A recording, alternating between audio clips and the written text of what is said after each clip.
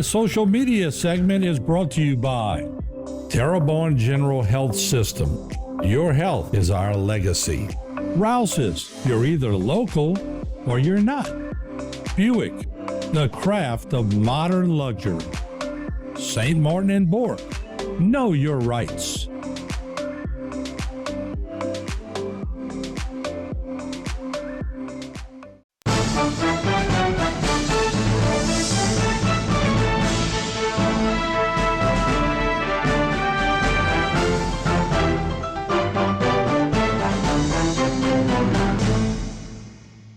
Hey everybody, welcome into Going Public. I am Harry McCullough. This week we'll be talking about the South Lafourche Levee District with their Executive Director, Mr. Nicholas Mathern. So thanks so much for joining us, man. How's it going? I'm glad to be here. Thanks for having me. Yeah, we're doing well. Levee work is never complete. So. We were talking beforehand. It's carnival season, but you guys just met with the Corps. So yeah, you're not exactly just hanging out and catching parades. So No.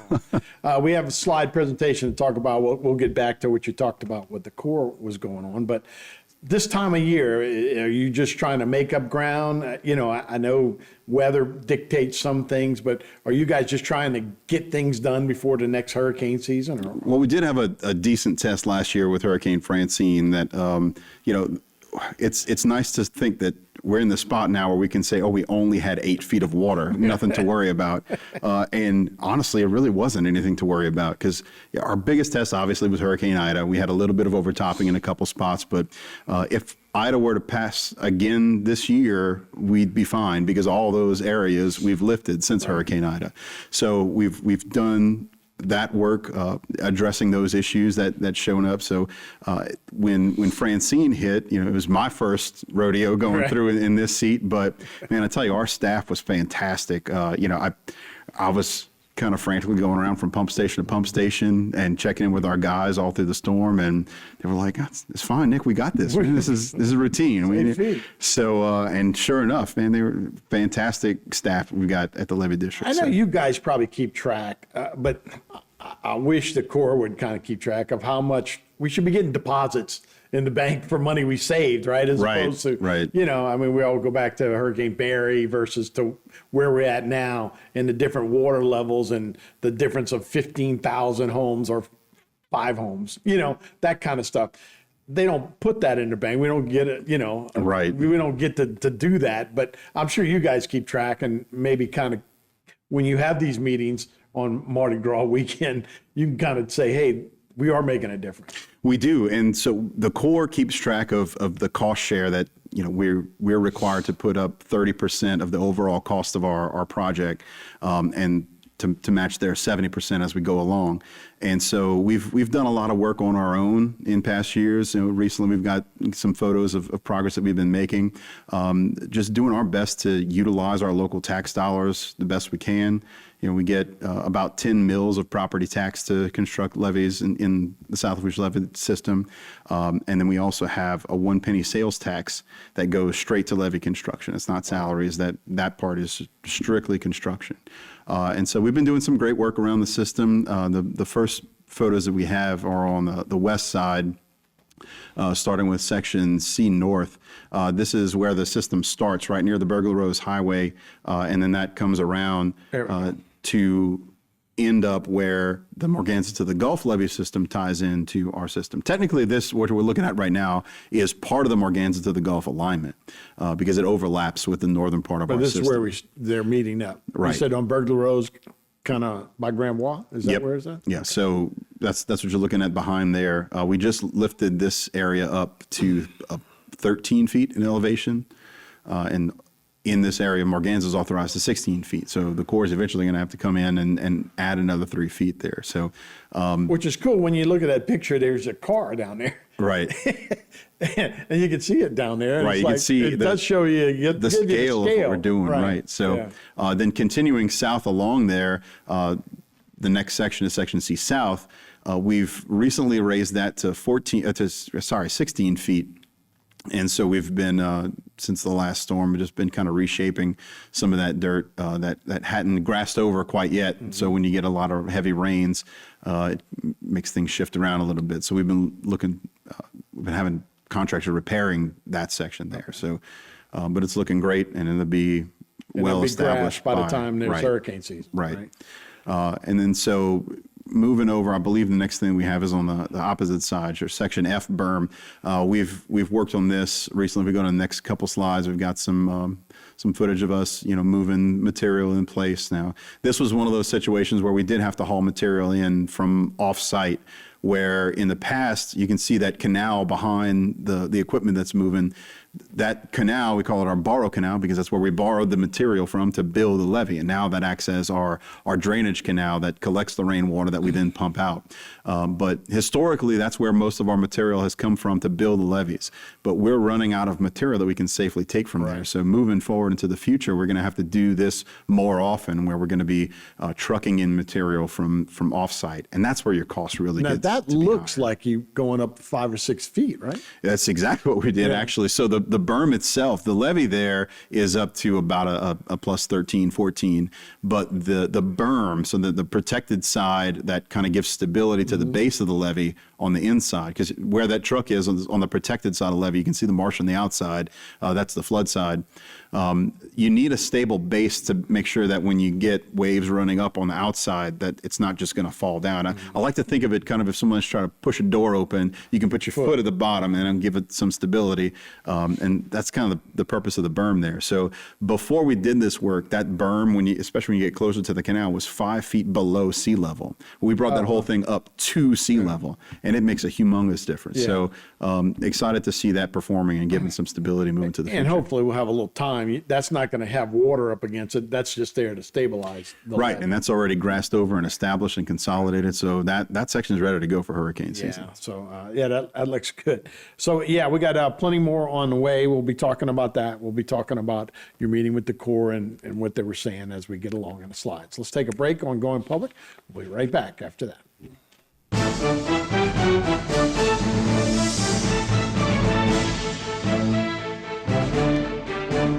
Today's social media segment is brought to you by South Louisiana Bank. It's better when we bank together.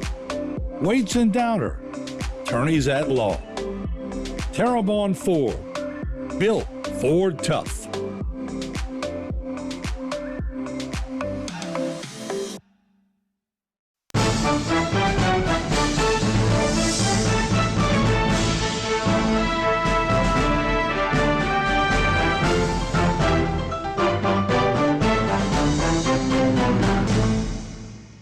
Hey, welcome back to Going Public. Harry McCullough here. We're spending some time with Nick Mathern, the Executive Director of the South Lafourche Levee District. You're taking us through some of the areas that you guys, and we were just talking about the way you said you guys didn't name these things, the Corps named them, right? Correct. So going down the east side, you have section F, then E, then D, then A.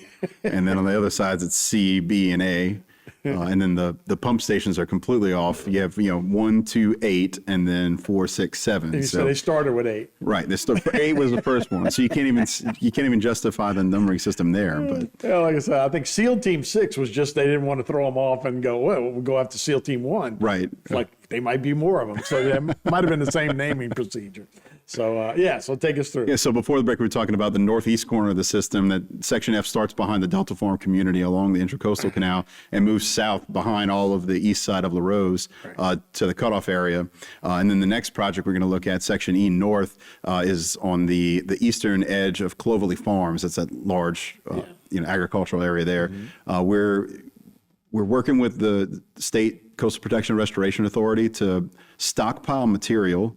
So the state is paying for us to move this material from these triangular borrow pits just off the farm to this eastern edge. This was some of the spots that we had overtopping for Hurricane Ida. And so we've been moving to raise these to elevation 16 feet. And so we've got a contractor out there stockpiling the equipment, the dirt, another contractor with equipment out there shaping it into a higher and stronger levee. And so we're excited to see that progress.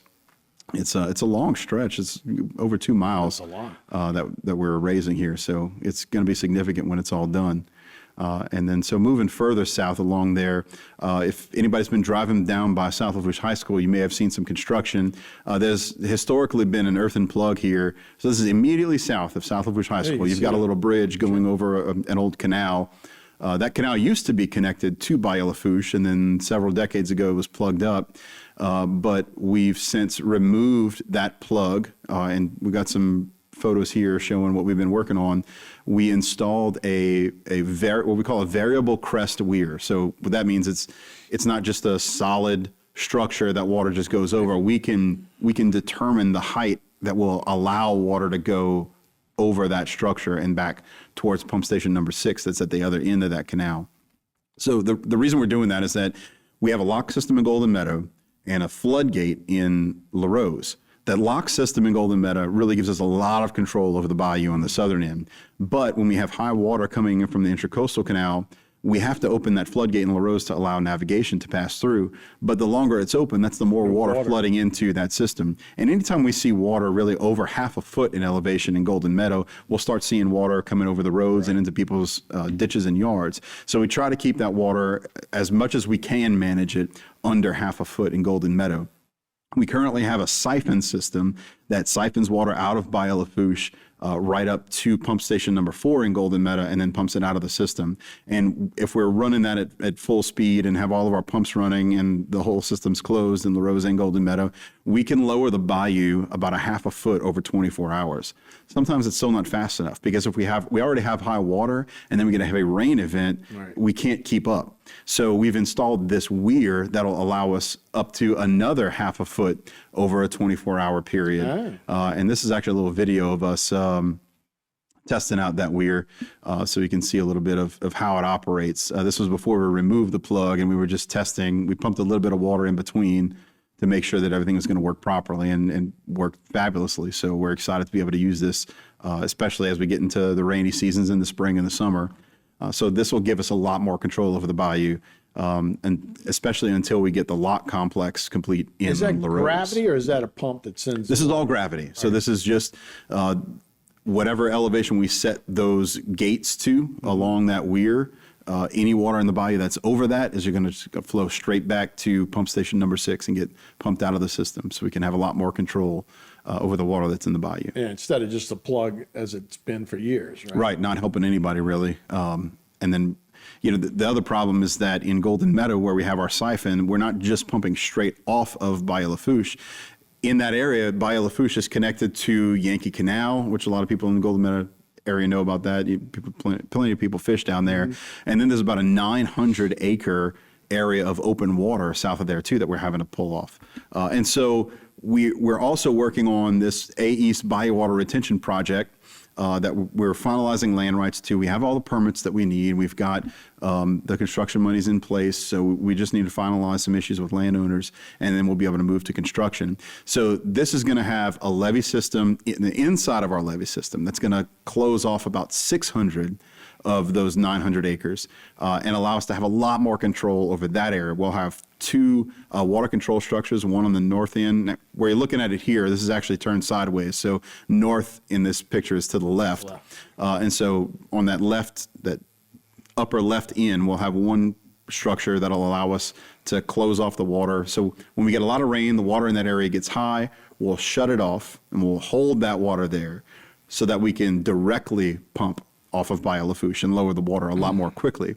And then when the water's down where we need to get it to, everything, all the levels are where we can manage more easily, there's going to be another water control structure on the southern end right next to the Lee Ontario locks in Golden Meadow. And so we'll open up that control structure and allow the water to just flow through gravity out of the system. So that's A East and A West. Well, that was the A East Bayou Water Retention. Now the A East project, just above that, I think we'll talk about it a little after the break, because that's got a lot more story and some headaches that we dealt with the Corps of Engineers yesterday. Right, and that's where it comes in with your core discussions. Right. Okay, so all right, we'll take one more break. We'll back with Nicholas Bethune right here on Going Public.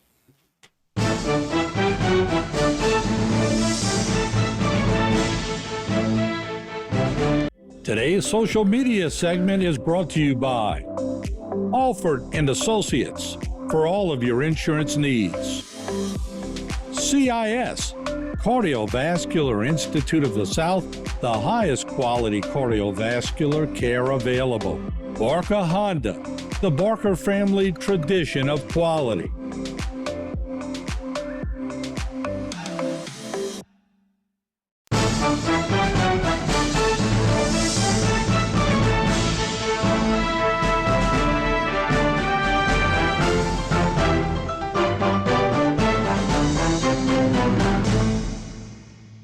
Everybody, welcome back to Going Public. I'm Harry McCullough. Nick Mathern is the Executive Director of South Lafourche Levee District. Nick, we were just talking about now we're getting into A East and A West, and that's where you've been working during the carnival season, having conversations with the Corps. Right. So, we've talked previously about our battles with the Corps and that we're not in what's called their rehabilitation and inspection program. And that's largely because since Hurricane Katrina, we haven't gotten all the permits we were, technically required to get.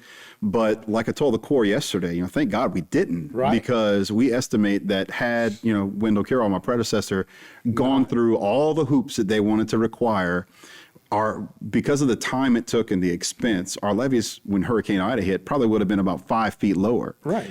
And knowing that we had water coming over our levees where they were, you can estimate we would have had 5 feet of water inside the South Lafourche system had we done things the way the Corps wanted us to do. Right.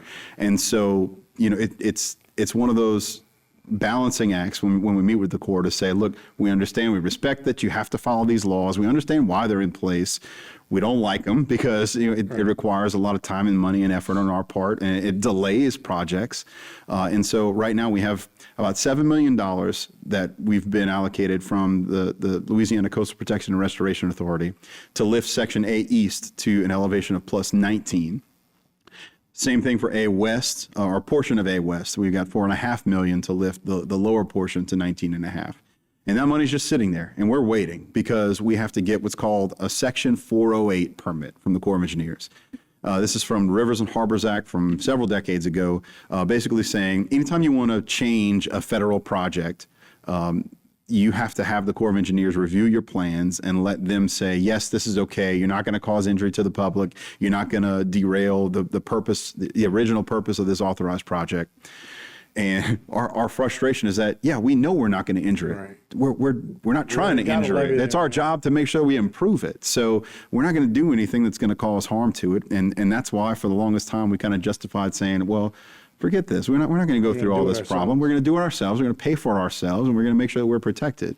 Now that we're trying to get back into this rehab program, and this is an effort that Wendell started before I took over, and that I'm continuing along with the Corps. Because anytime we get a hurricane come through and it causes damage to our system, if we're in the Corps' rehabilitation program, the federal government will come in and pay for 100% of the repairs. So that's a huge savings to our people, our taxpayer base, if we can show that we belong in that program and stay in their good graces. Unfortunately, one of the parts of doing that moving forward is that assuming we get back into the RIP, the Rehabilitation Inspection Program, that we'll be good stewards and good partners and get all the permits that we're required to get. So as of yesterday, we met with the Corps to say, look, we understand you have this laundry list of things that you want us to put in place, that you want us to provide, your environmental documentation, cultural resources studies, make sure that we're not going to be harming any endangered species, make sure we're not impacting wetlands. We know we're not doing all that, but we just have to go through this process of proving to them on paper that we're not. So we're going through this as kind of a guinea pig project. This is the first time we're trying to get 408 permits in, I think since 2011, 2012 was the last time we tried to get them. So we said, look, we'll be good partners. We'll do what we want, but we'd like for you guys to meet us halfway. Look, I was an in-house contractor at the Corps of Engineers for a year before I came to the Levee District. So I know their internal workings on a lot of this. I know that there are some cases that they can allow concessions, that they can make judgment calls where they're not going to require certain things. There are things where the Chief of Engineers has what we call jurisdictional determination, or the chief's discretionary authority, rather. So his discretionary authority can say, look, we'll waive this requirement. And because we know the situation, I've got this authority. And so yesterday our meeting with them was to say, look, you guys know what we're trying to do. You guys know that we're doing our best to be good partners. Where can you meet us halfway? And already yesterday there were some concessions that were made to say, well, look, we do require this huge safety assurance review. But in this case, the most thing that we would require would be a geotechnical report showing that the way you're going to build this levee is going to be stable based on the soils that you're building it on. And so we said, well, hey, we just provided you a geotechnical report to go along with our design back in December. Can that suffice? And normally they would just say no. You got to have a third party reviewer come in and do this totally independently. But they said, well, let's review it and we'll see what gaps there are, and that's probably somewhere that we can make some concessions. So it was positive. It was a positive discussion. I was glad to see it.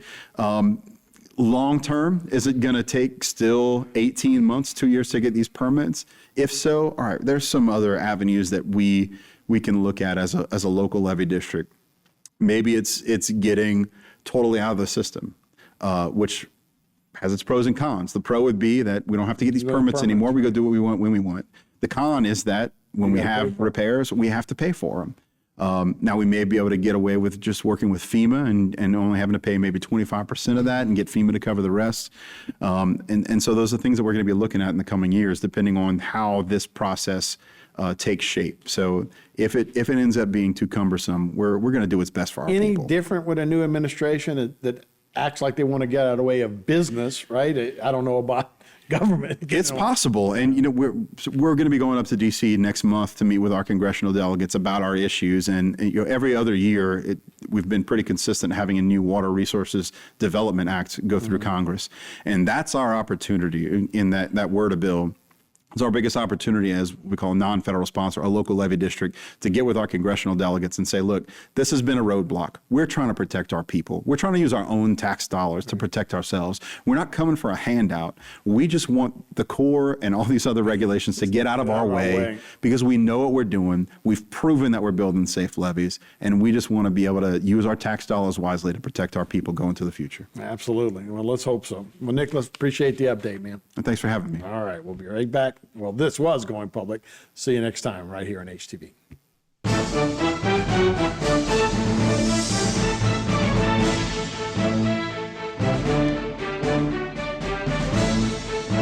Today's social media segment is brought to you by Terrebonne General Health System. Your health is our legacy. Rouse's, you're either local or you're not. Buick, the craft of modern luxury. St. Martin and Bork, know your rights.